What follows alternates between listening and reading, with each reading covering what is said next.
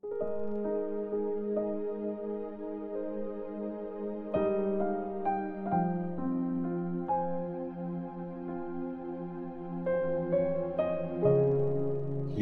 chapter 3. Mas dakila si Jesus kay Moses. Kaya, mga kapatid, tinawag kayo ng Diyos para maging banal na bayan niya. Isipin niyo si Jesus. Pinadala siya ng Diyos para maging high priest ng faith natin.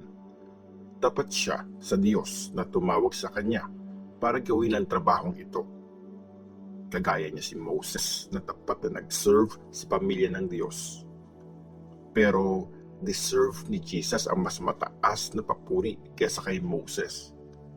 Kagaya sa nagtatayo ng bahay, mas binibigyan ng papuri yung nagtayo kaysa sa mismong bahay na tinayo. Kasi may taong nagtayo sa bawat bahay, pero ang Diyos ang nagtayo ng lahat. Bilang servant, tapat na nagsilbi si Moses sa pamilya ng Diyos at sinabi niya ang mga bagay na sasabihin ng Diyos sa future.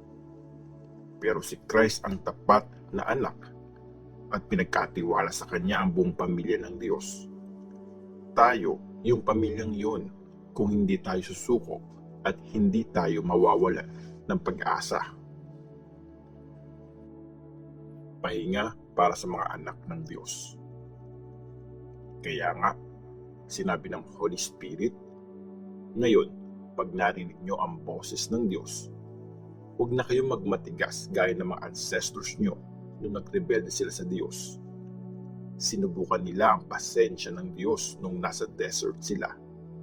Sinubok nila ang pasensya ko sa lugar na yon, sabi ng Diyos. Kahit pa nakita nila ang mga ginawa ko sa loob ng 40 years. Kaya naggalit ako sa mga taong yun at sinabi ko, lagi nilang kinokontra ang gusto ko at ayaw nilang sundin ang mga utos ko.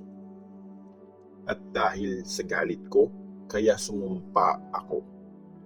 Hinding-hindi sila makakapasok sa lugar kung saan ko sila bibigyan ng pahinga.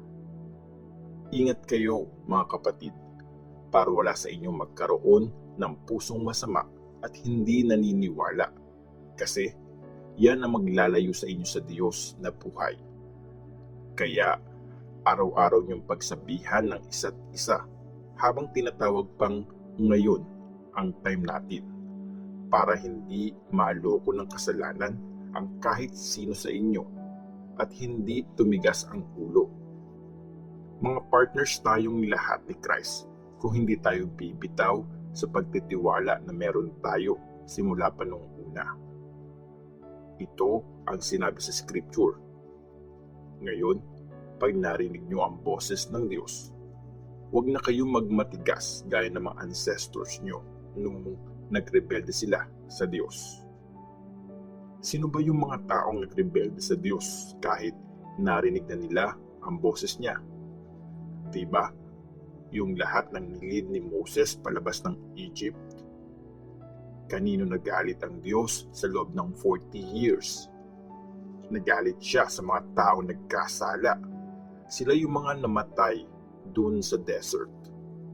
Nung sumumpa ang Diyos, hindi sila makakapasok sa lugar kung saan ko sila bibigyan ng pahinga.